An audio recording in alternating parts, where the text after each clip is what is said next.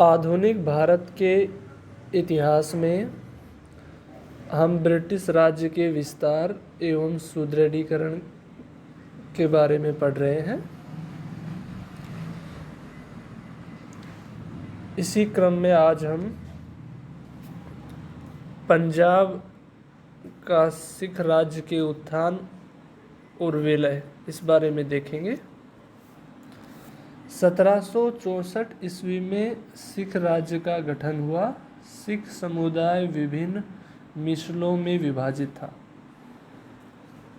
पंजाब में 12 छोटे छोटे सिख राज्य थे जिन्हें मिसल कहा जाता है।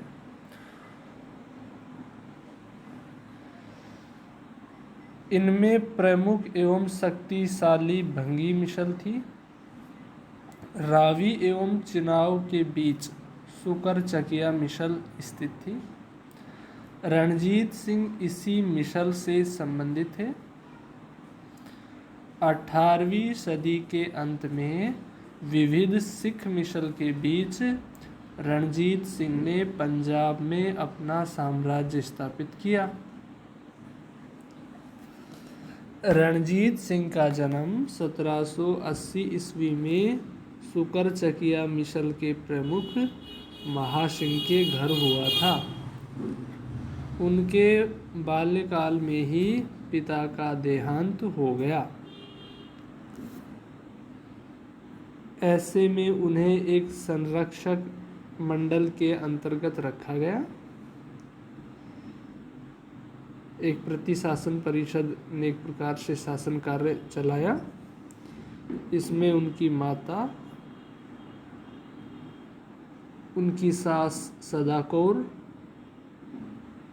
तथा दीवान लखपत राय प्रमुख थे।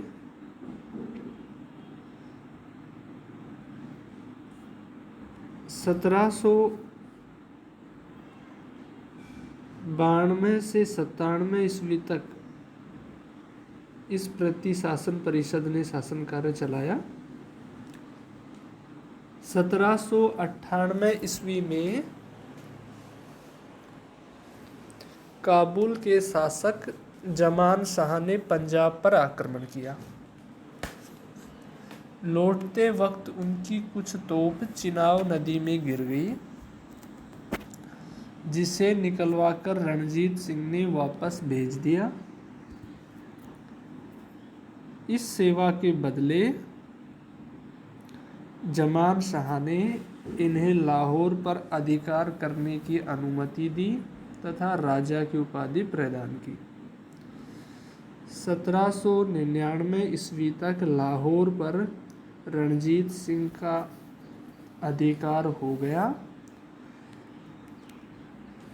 1802 ईस्वी में इन्होंने भंगी मिसल से अमृतसर छीन लिया। अब पंजाब की राजनीतिक राजधानी मतलब लाहौर और धार्मिक राजधानी मतलब अमृतसर उनके अधीन आ गई। शीघ्र ही झेलम से सतलज के बीच रणजीत सिंह की सत्ता स्थापित हो गई और अधिकांश मिसलों ने फुल्किया और निहंग मिसल को छोड़कर इन्हें अपना शासक मान लिया।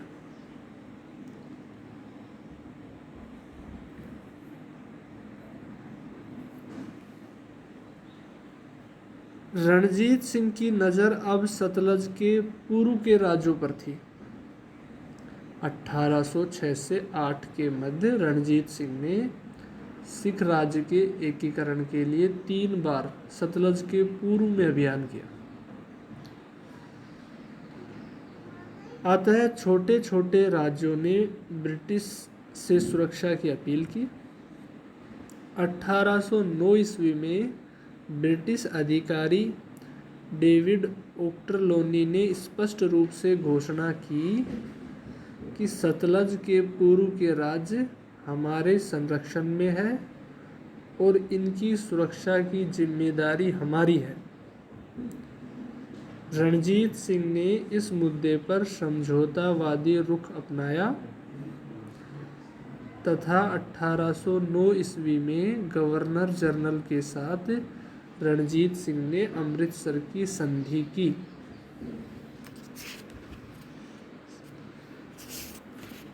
अमृतसर की संधि की जो मुख्य शर्तें थी वो इस तरह से थी कि पूर्व की ओर से सतलज नदी को रणजीत सिंह के राज्य की सीमा निर्धारित किया गया। सतलज के उत्तर पश्चिम के क्षेत्रों में रणजीत सिंह को खुली छूट दे दी गई और इन क्षेत्रों में अंग्रेजों ने हस्तक्षेप न करने का वचन दिया। रणजीत सिंह ने सतलज पार के राज्यों पर ब्रिटिश संरक्षण को स्वीकार कर लिया और उन पर आक्रमण न करने का वचन दिया। कहने का मतलब है कि सतलज नदी रणजीत सिंह और अंग्रेजों के राज्य के बीच की सीमा रेखा मान ली गई। अमृतसर की संधि की अन्य शर्तें अगर देखें तो दोनों पक्षों ने स्थायी रूप से मित्रता बनाए रखने का निश्चय किया। अंग्रेजों ने रणजीत सिंह को स्वतंत्र शासक स्वीकार कर लिया। यह भी तय हुआ कि कोई भी पक्ष सतलज के किनारे पर अधिक सेना नहीं रखेगा,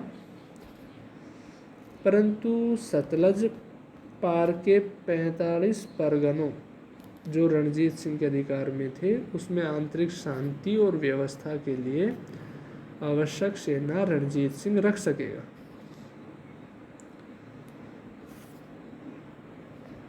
इसमें यह भी तय किया गया कि किसी भी पक्ष द्वारा संधि की एक भी धारा का उल्लंघन करने पर संपूर्ण संधि समाप्त मानी जाएगी।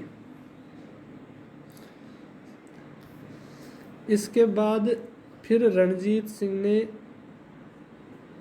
1813 ईस्वी में अटक को, 1815 ईस्वी में नक्कई को,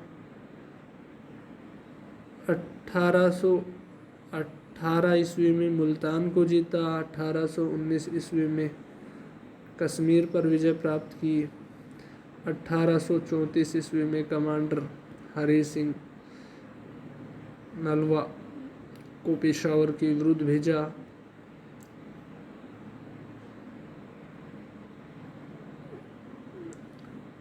और पेशावर पर अधिकार कर लिया। डोगरा सरदार संसार चंद ने नेपालियों ने हमला किया। रणजीत सिंह ने उसकी रक्षा की। खुश होकर रणजीत सिंह को उसने कांगड़ा का प्रदेश दे दिया। 1839 ईस्वी में रणजीत सिंह की मृत्यु हो गई। फ्रांसीसी पर्यटक विक्टर जाकमा ने रणजीत सिंह की तुलना नेपोलियन से की है। इस प्रकार रणजीत सिंह एक महान सेनानायक, संगठनकर्ता और प्रशासक के रूप में भारतीय इतिहास में एक महत्वपूर्ण स्थान रखते हैं। एक छोटी सी मिसल का सरदार रणजीत सिंह सभी मिसलों को एकता के सूत्र में आबद्ध करके पंजाब में एक शक्तिशाली सिख राज्य की स्थापना करने में सफल रहा। इसी से उनकी सैनिक प्रतिभा और संगठनकर्ता की योग्यता स्पष्ट हो जाती है।